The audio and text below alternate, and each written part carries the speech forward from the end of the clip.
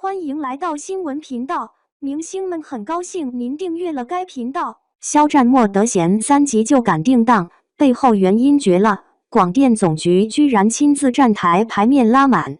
今天咱聊聊一部3集短劇，它叫《莫德賢》，8月1號上線，排面大到讓你懷疑人生。國家廣電總局親自給這部劇開了個媒體調度會。還專門給他安排了一個不跟愛優騰打交道的獨家大屏專區劇好看。你說說，這年頭導演們巴不得把劇拉長到50集，湊點廣告費，他導好3集就敢把故事講完，還讓總局親自站台，這到底憑啥？這劇的起點其實挺意外的，它前身是2025年那部院線電影《德賢警志》。那電影票房4.12億，豆瓣評分也不錯，但觀眾看完總覺得味道沒夠。因為主角莫德賢從一個逃難鉗工到扛起一門機關炮的轉變，被正片時長硬生生壓短了，導演孔生自己都慪氣2個月。於是正午陽光的黃金鐵三角，孔生、藍小龍、侯鴻亮這幫人一合計，乾脆把電影裡剩下的素材翻出來，重新剪輯、補拍，攢出了這部3集故事片。每集超過60分鐘，總時長直逼一部院線長片。你想想，10年磨一劍，從2015年就開始實地走訪抗戰舊址，最後卻只端出3集，這背後的藏着多少不捨得扔的好鏡頭啊！再說說肖戰。這哥們為了莫德賢這個角色，是真的豁出去了。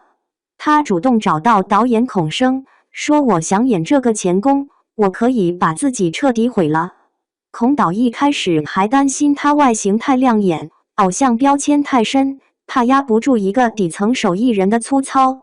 結果肖戰直接減重15斤，每天在片場弓着背，佝僂着身子，連走路都帶着一股子被生活壓彎的勁兒。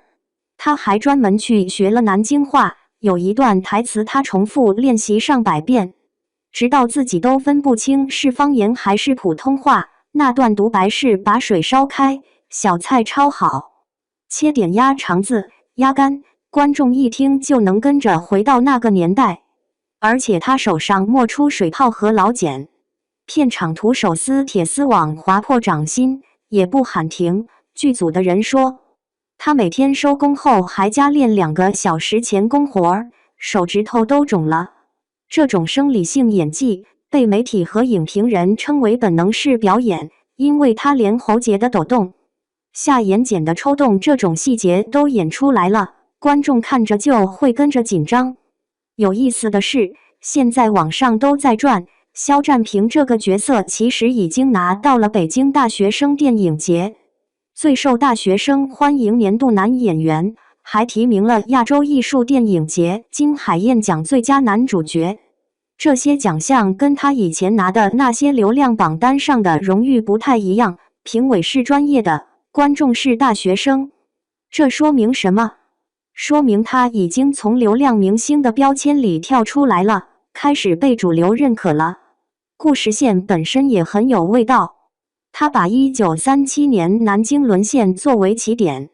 第1集講莫德賢帶着一家老小逃難，躲到大山裡的割紙鎮，只想安穩過日子。第2集講日軍鐵蹄踩碎了他的安寧，鄰居被殺，親人受威脅，他依然在拼命躲。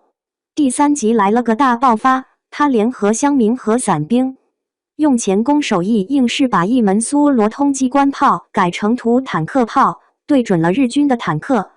你看，他可不是那種從天而降的超級英雄，他怕死，會抖，會找退路。劇中那句口頭禪就這樣子吧，反正都已經這樣子了，就是他最真實的生存哲學。但到了最後，當被逼到退無可退，他嘴裡蹦出的是就不這樣子，憑什麼這樣子？這轉變沒有一句大口號，卻比任何抗戰爽劇都燃。你可能會問，這劇為啥非要走大屏路線，不上視頻網站？廣電總局給出的理由挺實在，手機小屏是年輕人專屬，而大屏才是家庭情感的共鳴場。他們想通過莫德賢引導更多家庭用戶回歸電視大屏，讓幾代人一起看一部劇。而且，這劇還採用了單片付費分賬加廣告分賬雙軌模式，數據透明。正午陽光制片人透露，通過這種模式，回本週期縮短了40%。正午陽光之前拍過《琅琊榜》《山海情》《大江大河》，每一部都是品質標杆。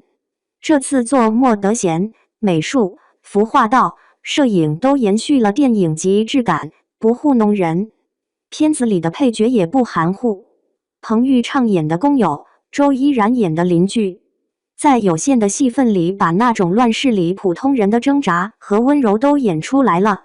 有一場戲是周依然默默給莫德賢縫補工裝，全程沒有一句台詞，但觀眾都能看懂那份陪伴和溫暖。楊新明、阿如那這些老戲骨往那一站，那味兒就對了。現在豆瓣評分穩定在8.5分左右，評論裡討論的最多的不是肖戰本人的顏值，而是他的表演。有人說他把莫德賢演活了，甚至有個6歲小朋友看完電影後堅定認為肖戰爸爸有個兒子叫莫德賢。你想想，這得多入戲才能讓小孩都信了。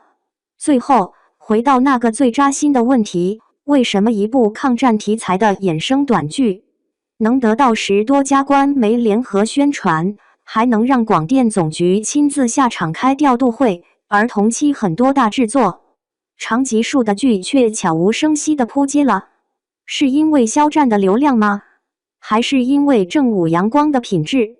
又或者是因為觀眾終於厭倦了那些注水拖沓的劇情，開始渴望短而精的真誠故事了？